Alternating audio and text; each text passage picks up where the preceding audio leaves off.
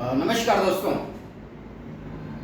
आज आपसे रूबरू करवाता हूँ एक ऐसे जुझारू और संघर्षशील व्यक्तित्व से जिन्होंने तमाम असफलताओं के बावजूद कभी हार नहीं मानी।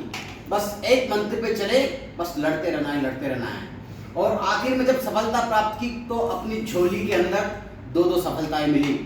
इनका परिचय करवाता हूँ। हमारे सामने है वेद मिश्रा जी, जिनको यूपीपीसीएस 2020 के अंदर डिस्ट्रिक्ट सोशल वेलफेयर ऑफिसर का पद मिला, जो अपने अथक प्रयास के दम पे इन्हें मिला। और उसी के साथ एक महीने बाद जब बीपीएससी का रिजल्ट आया 64 बीपीएससी का, तो इन्हें लेबर इन्फोर्समेंट ऑफिसर पद पे ये चयनित हुए। तो हालांकि लगातार मेहनत करते करते व्यक्ति ऊब जाता है, कई बार हार भी मान लेता है, लेकिन वेद जी ने हार नहीं मानी और अपनी झोली के अंदर दो सफलता और बहुत अच्छी राजपत्रित पोस्ट प्राप्त की, गजेटेड ऑफिसर की पोस्ट। तो वेद मिश्रा जी, आपका ये सफर कैसा रहा? सबसे पहले तो मैं धन्यवाद देना चाहूँगा रमता जी का, जिन्होंने मुझे अपने यहाँ मौका दिया। सफ़र तो बहुत ही अच्छा रहा, क्योंकि रिजल्ट अच्छा रहा तो अच्छा ही कहा जाएगा। लेकिन ये एक बहुत ही उतार चढ़ाव का रहा। सफलता लगी रही, निराशा रही, फिर खुद को मोटिवेट करते रहे, तो लगे रहे। हाँ, बस ये रहा कि अथक चलते रहे, थकना नहीं, चलते रहना। कहीं ना कहीं सफलता मिल जाती है। बस ये कि हाँ, अपनी जो जर्नी थी उसको मैंने कहीं बीच में एब्रप्टली रोका नहीं। बहुत लोगों के बहुत कुछ कहने सुनने थे कि टाइम होता जा रहा है, सब कुछ हो रहा है, लेकिन ये था कि नहीं, करते रहेंगे। तो एक दिन मुझे विश्वास था कि मैं सफल तो जरूर हो जाऊँगा। तो उसी विश्वास को लेके बस आगे चलते रहे और ये भगवान के पास एक्चुअली सब कुछ आपके मेहनत और समर्पण का नतीजा है। क्योंकि कभी आप कहा करते थे कि कैसे कहती थक गया हूँ मैं, जाने किस का हौसला हूँ मैं। तो वेद जी, सभी युवा जानना चाहते हैं कि जो यूपीसीएस की तैयारी कर रहे हैं, तो मेंस के लिए कैसे तैयारी करें, और इंटरव्यू जो साक्षात्कार काफ़ी अहम कड़ी होता है सफलता प्राप्त करने की। तो दो पीसीएस का आपके पास सफलता का अनुभव है, तो कुछ जो छात्र हैं उनको बताइए जी। अब जहाँ तक पर्टिकुलर पीसीएस की बात है, तो ज़्यादातर लड़के यूपीएससी जब दे रहे होते हैं तो पीसीएस पर ध्यान कम देते हैं। हालांकि पीसीएस ऐसा है कि वो आपसे समझ तो जानता ही है, लेकिन थोड़ा सा सब्जेक्ट को गहरे में पूछता आपसे। जैसे मेरा वैकल्पिक विषय इतिहास रहा है। अच्छा, तो ऐसे सवाल आते हैं जो मतलब कि आपको बहुत ही गहन में जानना होगा। तो अगर आप उस सब्जेक्ट से हैं, अगर आपका ग्रेजुएशन उससे है, तो आप अच्छा करते हैं, लेकिन फिर भी आप कर जाते हैं। उसमें मेन ये है कि आपको जो है प्रॉपर एक समझ रहे चीज़ों की, न्यूज़पेपर पढ़ते रहिए और लिखने की प्रैक्टिस करते रहिए। और जितनी भी वेराइटी मतलब वेरिट आपका वो रहेगा, मतलब हॉरिजॉन्टली जितना आप एक्सपेंड करेंगे, बिल्कुल उतना आप ज़्यादा आंसर अच्छा लिखेंगे। क्योंकि आजकल खासकर यूपी में ये है कि यूपीएससी का पैटर्न हो गया है, तो 250 या 200 वर्डों में 125 वर्ड में लिखना होता आंसर। तो उसमें ये रहता है कि हम कम शब्दों में हमें बहुत सारी चीज़ें कवर करनी है, तो हम वर्टिकली उसमें नहीं जा सकते हैं, तो हम थोड़ा सा अपना जो हॉरिजॉन्टली अपना फैलाव उसको कर सकते हैं। तो ये चीज़ है। और इंटरव्यू के लिए है कि आप अपने व्यक्तित्व को रोजाना निखारिए, रोजाना उससे बातें करिए, अपनी हॉबीज़ को करते रहिए। तो उससे क्या है कि आप इंटरव्यू समझिए, आप रोज़ इंटरव्यू तैयारी कर रहे हैं, आप रोज़ 10 मिनट कोई आपकी हॉबी है उस पर ध्यान दीजिए, या आप लोगों से बात करिए, या कोई मुद्दा है उस पर आप बोल के देखिए। तो आप ऐसे कर सकते हैं। ये थोड़ा सा सतत प्रक्रिया है और उससे करना चाहिए। बिल्कुल अच्छी।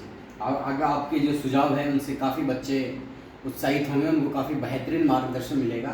वैसे जब आप हॉबी की बात कर रहे थे, तो मुझे ज्ञात है कि आप बहुत ही शानदार और बहुत गहन तरीके से लिखने वाले शायर हो, कवि हो, और मैंने आपकी काफ़ी कविताएं सुनी, आप काफ़ी शो में गए भी हो, और आपकी परफॉर्मेंस बहुत ज़बरदस्त है। और मैं I will say that you are budding an emerging star of the India, right? तो कुछ युवाओं के लिए, इस देश के लिए, इस समाज के लिए कोई कविता शायरी जो आपने लिखी है? वैसे तो बहुत सारी लिखी है, लेकिन जो आपको अच्छी लगे उसको सुना दीजिए, इस बार जो याद आ रहा है। हाँ, ये कविताएं लिखना और शायरी का मैं शौक है। हालांकि मैं कोई ऐसा बहुत अच्छा लिख रहे हो, बहुत अच्छा पढ़ रहे हो। क्या, क्योंकि होता क्या, तैयारी के दौरान हम अकेले होते हैं, हम किसी से बात नहीं कर रहे होते हैं, समाज से किसी कटे होते हैं। तो ये कविताएं, कहानियाँ लिखना, ये हमारा जरिया होती हैं कि हमारे अंदर जो चल रहा है हम उसको बाहर निकाल सकें। तो मेरी हॉबी में यही कविता लिखना और थिएटर देखना था। और इस पर तो चूँकि इंटरव्यू में से क्वेश्चन बहुत पूछे गए थे, तो चूँकि अपनी जर्नी के बारे में हमेशा 4 लाइन कहता हूँ, सुनाऊंगा, फिर अपने छात्रों के लिए। बिल्कुल, स्वागत है बेटी, स्वागत है। अब महफिल जम जाए थोड़ी। कि वो है कि कुछ और पल जिंदगी से उधार ले आया हूँ। वाह। कि कुछ और पल जिंदगी से उधार ले आया हूँ, मैं ठीक होने के लिए बीमार आया हूँ। वाह। मतलब समझे, कभी ठीक होने के लिए थोड़ा सा ना चोट लगनी जरूरी है।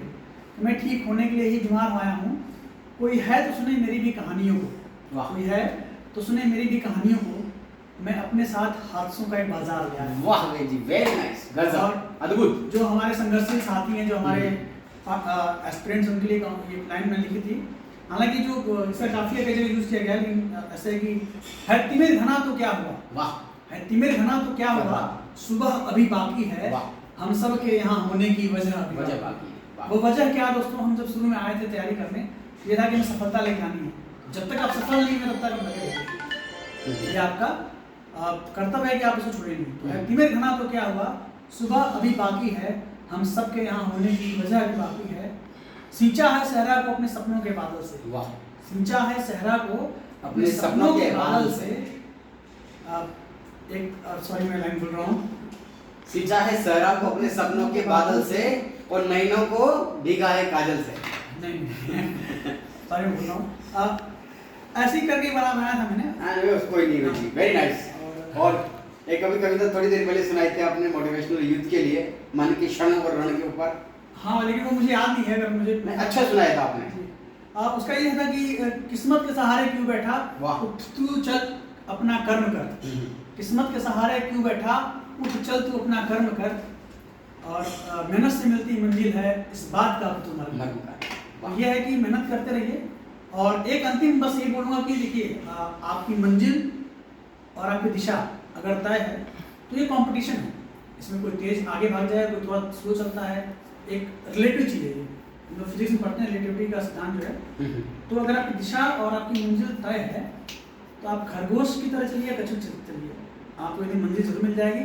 जब सफल हो जाएंगे फिर तो सब वाह वाह है। सफलता की हजारों कहानियां बन जाती हैं। और ललित जी की यूं गम के अंधेरों में दिल को बेकरार न कर, सुबह जरूर होगी इंतजार। अरे वाह, क्या बात। बिल्कुल सुबह जरूर होगी। और वे जी बहुत बहुत धन्यवाद, आपने हमें समय दिया, और इसी तरह आप झंडे गाड़ते रहे सफलताओं के। और थैंक यू सर।